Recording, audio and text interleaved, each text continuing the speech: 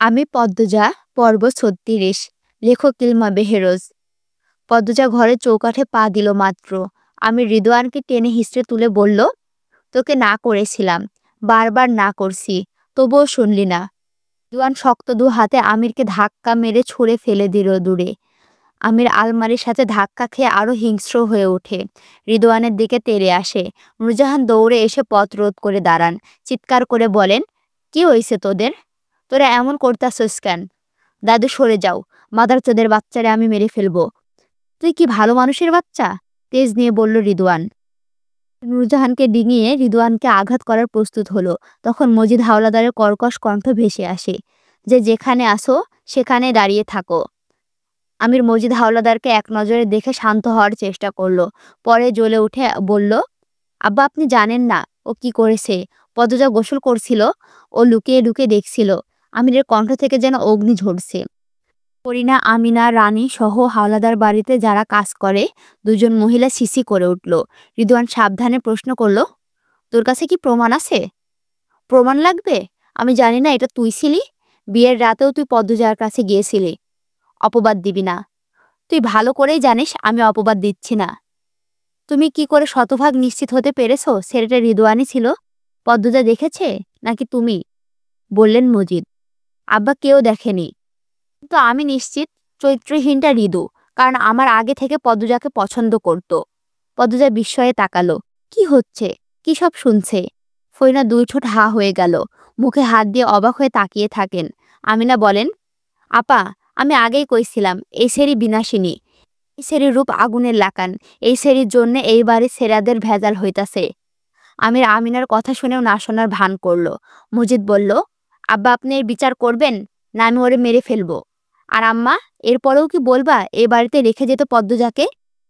আমাকে তো ফিরতেই হবে ঢাকা, পদ্মজাকে রেখে আমি কিছুতেই যাব না, মনে রেখো। তুমিও কথাটা মনে রেখো, আমি তোমার ব্যবসায় আর নেই যদি পদ্মজা আমার সাথে ঢাকায় না যায়। তুমি যেখানে যাবা তোমার বউ তো সেখানেই যাবে, বউ রেখে যাবা কেন? আর রিদওয়ান, তুমি আমার সাথে আসো, তোমার সাথে আমার বোঝাপড়া আছে। মজিদ হাওলাদার বেরিয়ে যান। আমির পদ্মজার হাত ধরে পদ্মজাকে বলল, আর কখনো এমন পরিস্থিতিতে পড়তে হবে না। খুশিতে পদ্মজার চোখে তারায় অশ্রু জলজল করে ওঠে। সে আমিরের এক হাত শক্ত করে ধরে বোঝায়, আমি আপনাকে ভালোবাসি, বিশ্বাস করি। সন্ধ্যার ঠিক আগ মুহূর্ত, এমন সময় হাওলাদার বাড়ির রাতের রান্না করা হয়। মগা এক বাগ মাছ দিয়ে গেছে, লতিফা মাছ কাটছে। লতিফা এই বাড়িতে কাজের মেয়ে, সবাই ছোট করে লুতু ডাকে। ফইনা ভাত বসিয়েছেন আর অনবরত বলে চলেছেন, আমি এই বাড়ির বড় বান্দি, দাসী আমি, বাবুর বাপ দাসী পুষে রাখছে, দাসী পালে, সারাদিন কাম করি, অন্যেরা হাওয়া লাগাইয়া ঘুরে, মরণ হয় না আমার, মরণে আমার একমাত্র শান্তি। পদ্মজা গুনগুন করে গান গাচ্ছে আর রান্নাঘরের আশেপাশে ঘুরছে। ফইনা সব কথাই তার কানে আসছে, তার গায়ে লাগছে না, বরং হাসি পাচ্ছে। সে রান্নাঘরে বহুবার গিয়েছে কাজ করার জন্যে, ফইনা তাড়িয়ে দিয়েছেন, কাজ করতে হবে না বলে বলেছেন। আর এখন বলছেন কেউ সাহায্য করে না। পদ্মজা পা টিপে টিপে রান্নাঘরে ঢুকলো, বলল, আম্মা, আমি সাহায্য করি? এই ছুরি, তুমি এত বেয়াদব কেরে? কতবার কইছি তোমার সাহায্য করতে হবে না? না, মানে আপনি বলছেন কেউ সাহায্য করে না? তোমার তো বলি নাই, তোমার গায়ে লাগে কেন? মেঝে ঝাড়ু দিয়ে দিই? তোমারে কইছি আমি, তুমি যাও এন থেইকা, যাও কইতাছি। পদ্মজা বেরিয়ে আসে। বাসায় লাবণ্য নেই, আমির নেই, কার কাছে যাবে? রানী আছে। রানীর কথা মনে হতে পদ্মজা রানীর ঘরের দিকে এগোলো। যাওয়ার পথে সন্ধ্যার আজান ভেসে আসে কানে, তাই সেদিকে এগোলো না, নিজের ঘরের দিকে হেঁটে গেল। নামাজ পড়তে হবে। নামাজ পড়ে সূরা ইয়াসিন একবার পড়ল, এরপর জানালা লাগাতে গিয়ে রানীকে দেখতে পেল।